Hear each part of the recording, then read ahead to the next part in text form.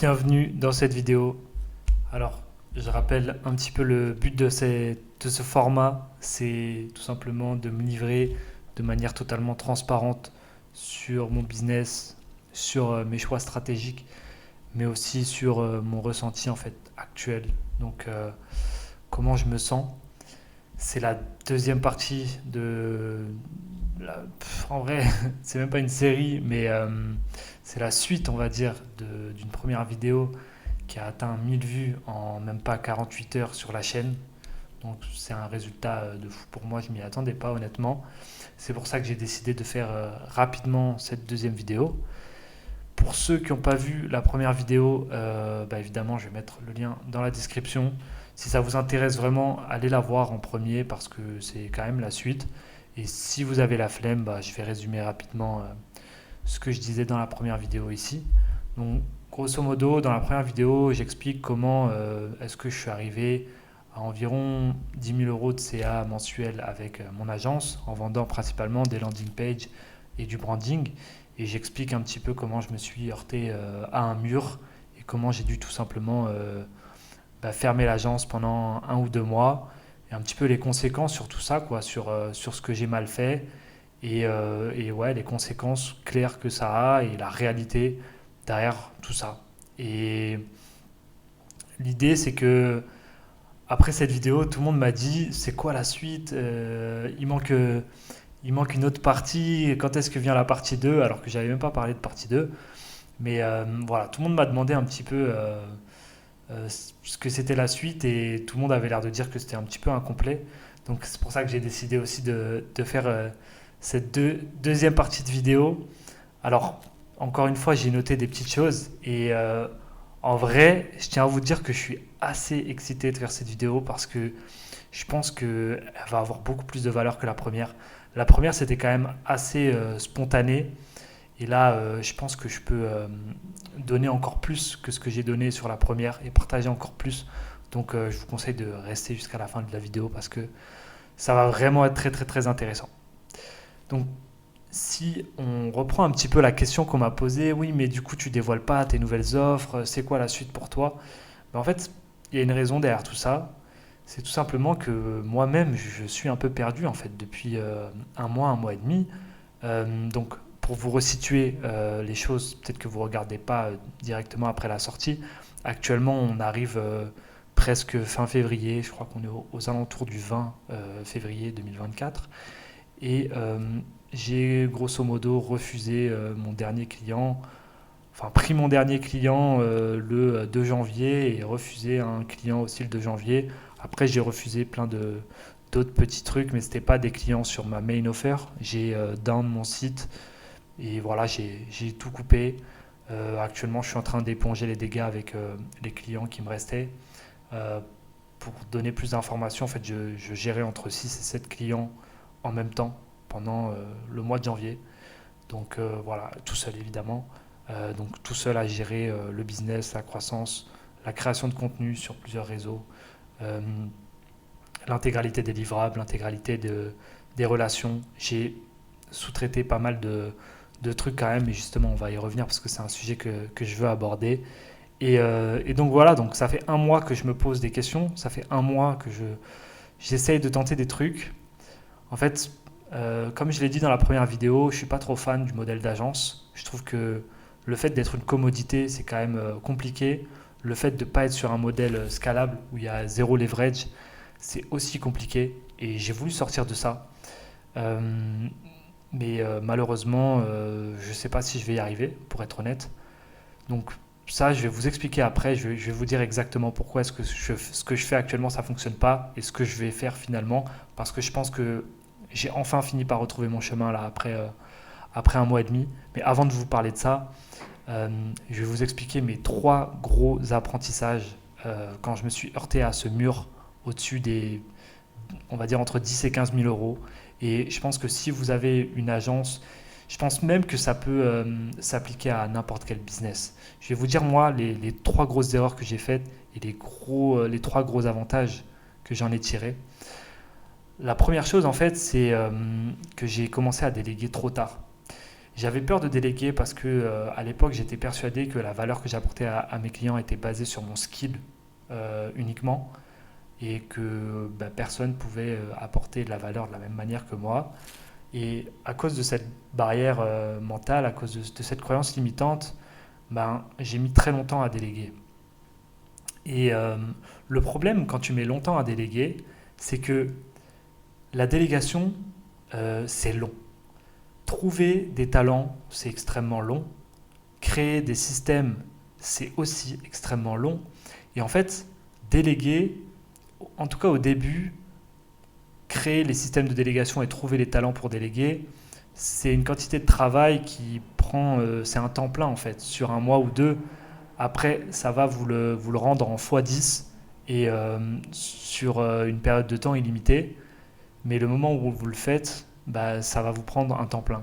Sauf que c'est impossible de faire ça, de recruter et de créer des systèmes quand vous êtes vous-même pris dans une boucle infernale de j'ai trop de clients qui arrivent, j'arrive pas à fulfill. Comment est-ce que je dégage le temps pour créer des systèmes? Je préfère le faire à la main plutôt que de montrer comment faire, plutôt que de trouver la bonne personne.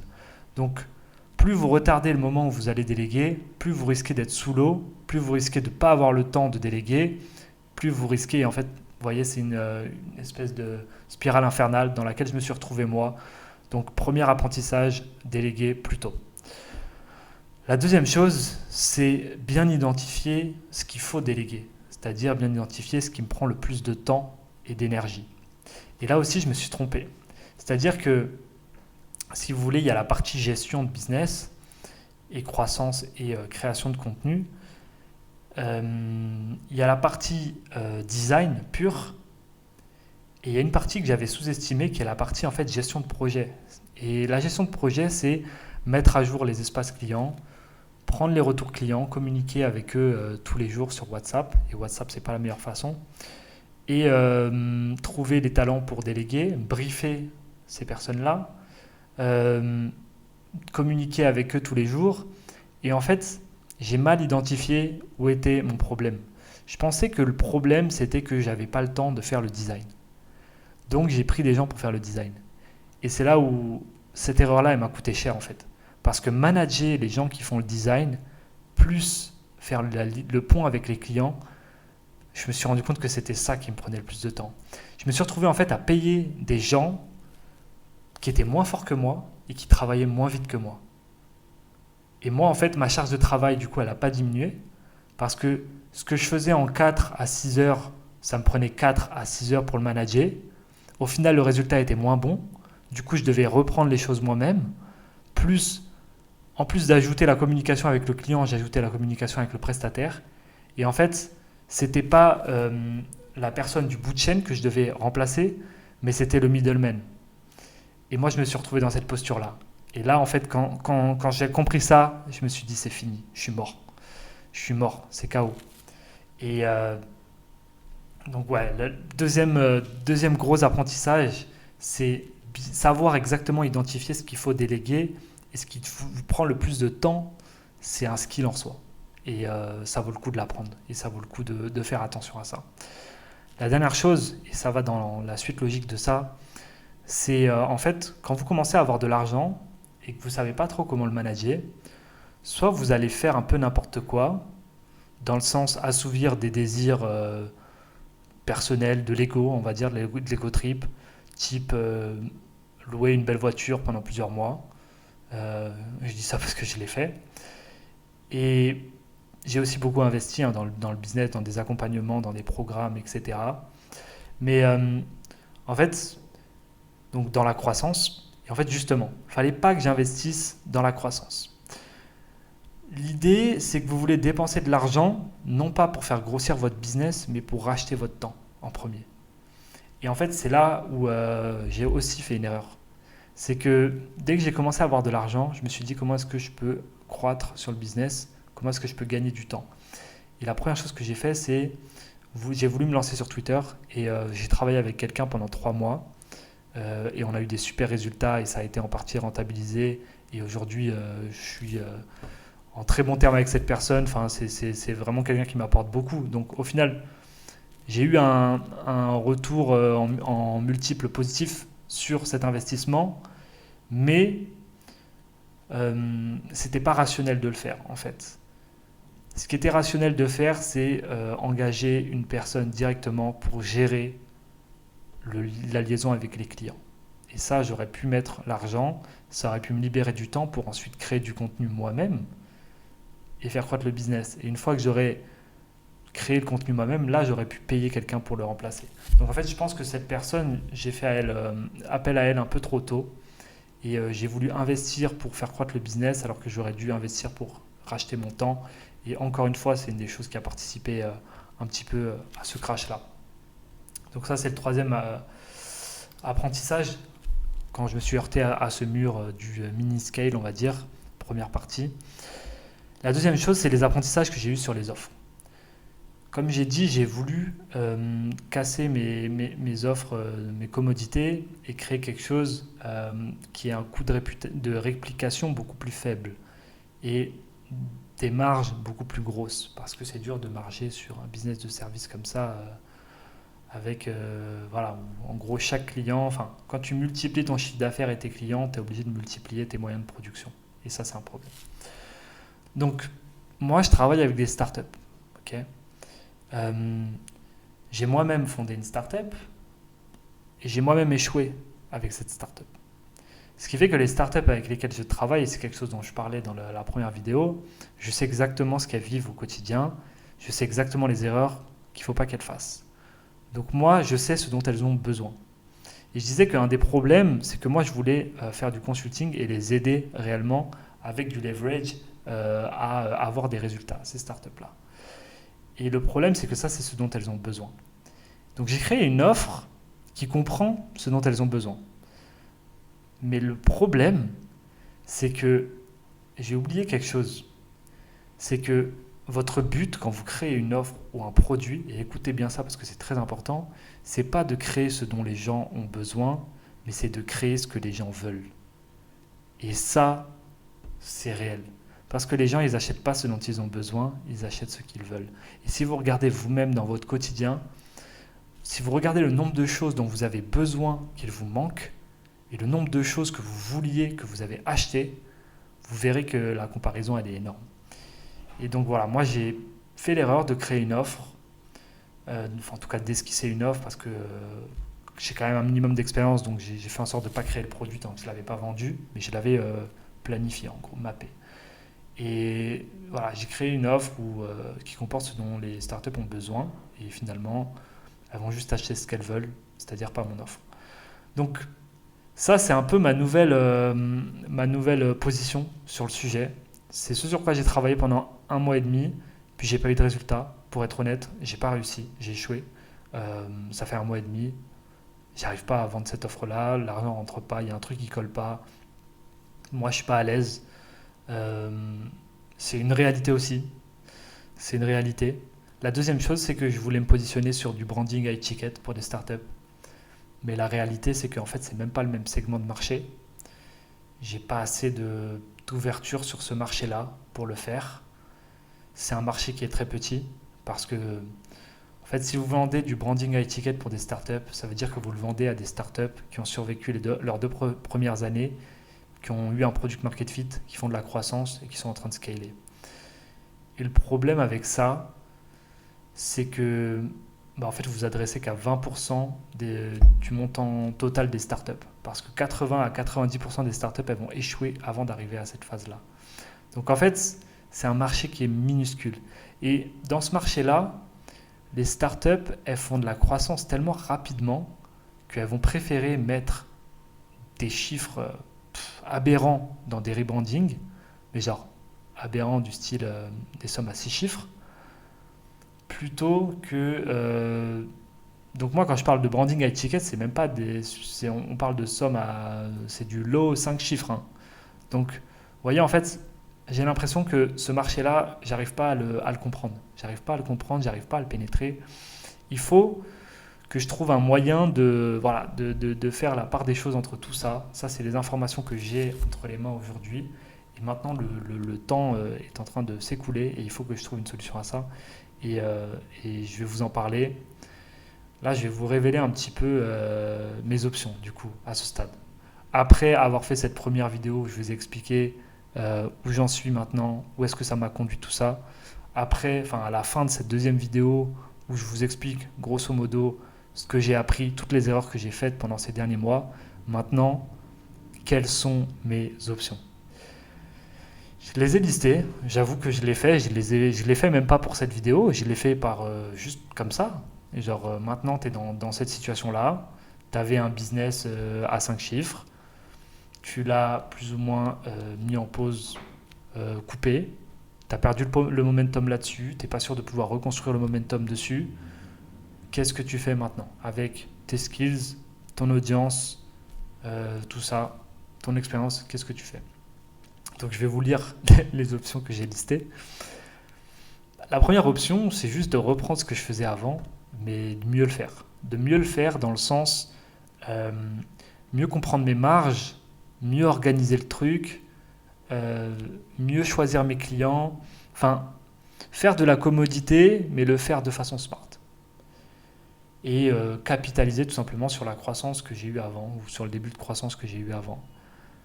La deuxième chose, c'est de repartir faire du freelancing et de faire du product, de l'UI, de l'UX en freelance ou du branding. Et elle peut être marrante cette solution, mais en vrai, c'est pas si bête que ça. Parce que ce que je vendais quand j'étais tout seul, là, quelque part, je le vendais à perte. Je le faisais parce que j'avais une vision derrière, mais en réalité, j'aurais fait beaucoup plus d'argent avec un TJM. Genre, j'aurais fait beaucoup plus d'argent en travaillant beaucoup moins si je m'étais fait juste payer à l'heure pour livrer ce que je proposais en package à un tarif très très bas avec des frais d'agence. Ok? Donc c'est une offre qui est pas bête.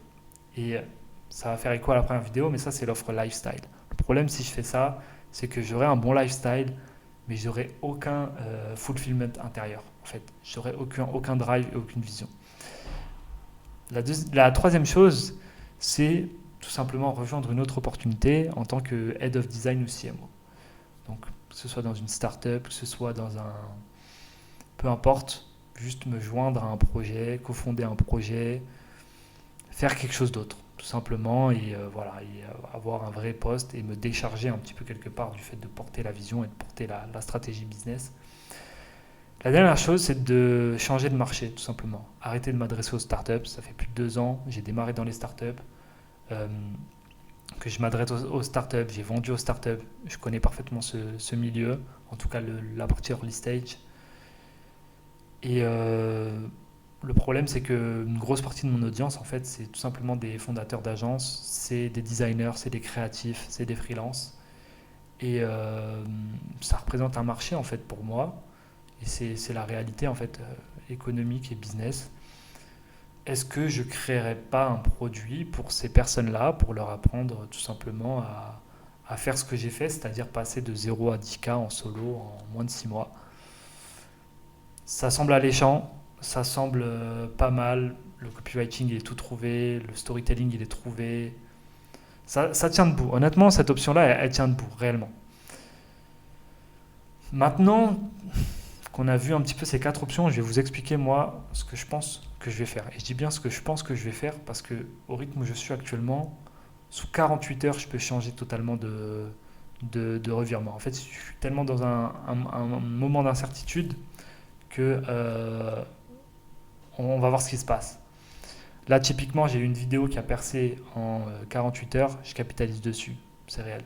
Après, j'apprécie beaucoup le fait de parler comme ça, face cam, c'est un truc que je voulais faire depuis longtemps, mais je le fais maintenant parce que je sais que le momentum il est avec moi et que sur la création de contenu, c'est quelque chose où je suis plutôt bien et c'est une des choses où j'ai le plus de résultats de ces derniers mois en fait.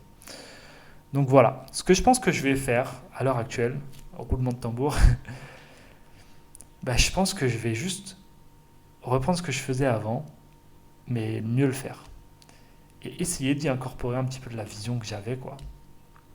Mais pas partir sur du branding high ticket, reprendre mes offres, les retravailler, cut celles qui étaient les moins chères, les moins rentables, les retravailler de manière rentable, parce que je sais qu'il y a un tas de trucs que je faisais qui n'étaient pas utiles pour mes clients. Donc comprendre ce qui apportait vraiment de la valeur à mes clients, comprendre l'essence de mes offres, mieux comprendre le besoin sur le marché, parce que je sais pourquoi les clients achètent, mais j'ai pas la compréhension profonde en fait de pourquoi ils achètent. Donc retravailler sur ça, m'entourer directement d'une équipe, prendre une personne pour gérer le projet, un peu type COO, chef de projet, CSM, un profil un peu hybride qui est capable de gérer un projet de A à Z. D'ailleurs, j'en profite, si vous regardez cette vidéo et que ça vous intéresse, contactez-moi sur les réseaux, sur LinkedIn, il y a mon lien en bio. Sur LinkedIn, envoyez-moi un DM. Sur Twitter ou X, envoyez-moi un DM et on en discute. Mais effectivement, je cherche un profil qui est capable de gérer de A à Z un projet de branding pour des startups. Donc ouais, contactez-moi si vous faites partie de ça. Et le deuxième profil que je cherche actuellement, c'est un designer. En fait, j'aimerais bien avoir quelque part un lead designer sur lequel je peux compter. Et l'idée, c'est ensuite d'avoir une équipe qui est un peu extensible. En fonction de la charge de travail et en fonction du domaine, prendre des freelances au mois en plus. Mais j'aimerais bien avoir quelque part un pilier sur la partie design dans l'équipe, quelqu'un qui peut construire les directives design, l'identité, l'empreinte et à qui je peux transmettre un petit peu ma patte. Et en plus de ça, je voudrais qu'il soit focus à 100% design et j'aimerais avoir quelqu'un du coup qui fait la liaison. Moi, ça me retirerait à 100% du fulfillment ou en tout cas à 90% et moi je gère que les 10% vraiment de relations délicates avec les clients ou alors vraiment m'assurer que le design est peaufiné, m'assurer que... Enfin voilà, vraiment les 10%, il y a la règle des 80-20 où tu fais les 10 premiers pourcents, ensuite tu délègues 80% et ensuite tu refais les 10 derniers pourcents. Donc faire ça, et là ça me laisserait l'esprit tranquille pour continuer à créer du contenu, créer de la valeur sur le marché, apporter du conseil aux startups. Et l'idée c'est que j'aimerais incorporer une partie des offres que j'avais créées là dans cette nouvelle offre, mais il faut que je le fasse intelligemment avec du leverage. Comme j'ai dit dans la première vidéo, si vous ajoutez quelque chose pour votre client, il faut que ça vous ajoute quelque chose à vous et pas que ça vous enlève quelque chose à vous. Donc je vais voir si je peux créer des upsells full leverage, si je peux créer un consulting, un modèle hybride en agence, c'est ce que je voulais faire de base, avec aussi du coaching et du consulting pour les startups. Donc voilà, un truc très intelligent qui apporte énormément de valeur, en plus de la commodité d'avoir une landing page ou un branding. Voilà, c'est tout pour cette vidéo. Honnêtement, je pense que là j'ai tout dit. Je pense que j'ai donné plus de valeur que la première fois. Je suis aussi plus en forme. Je pense que ça se ressent. Donc, si vous avez aimé cette vidéo, surtout likez à fond, abonnez-vous. Il n'y a que trop peu de gens qui se sont abonnés sur la première vidéo par rapport à tous ceux qui ont vu et qui ont liké. Donc s'il vous plaît, abonnez-vous, donnez de la force. Si vous êtes une startup sur cette chaîne, il y a vraiment du contenu pour vous. On va vous aider à faire de la croissance, à améliorer votre branding, mais même pas juste le visuel. Des trucs, moi, sur ma chaîne, vraiment, je parle de branding comme personne ne le fait sur le marché français. Et je sais même pas, je vous le dis, je vous le prouve, vous avez qu'à regarder mes vidéos. Personne ne sort les mêmes concepts que moi. Donc voilà, si vous êtes une startup, surtout regardez mes vidéos. Et si ça vous intéresse de refaire votre branding, votre site, votre landing page, votre stratégie de marque, ben, un petit peu tout. Surtout, cliquez dans le lien dans la description, je vais mettre le lien pour prendre un appel avec moi. Le site sera de nouveau en ligne très bientôt avec les nouvelles offres. Vous allez voir ça, vous allez voir les exemples des quasiment 20 startups avec lesquelles on a travaillé ces 6 derniers mois. On a fait un travail de fou. Donc surtout, n'hésitez pas à prendre un appel avec nous. Je vous remercie pour votre attention, pour le temps que vous m'avez accordé pour regarder cette vidéo.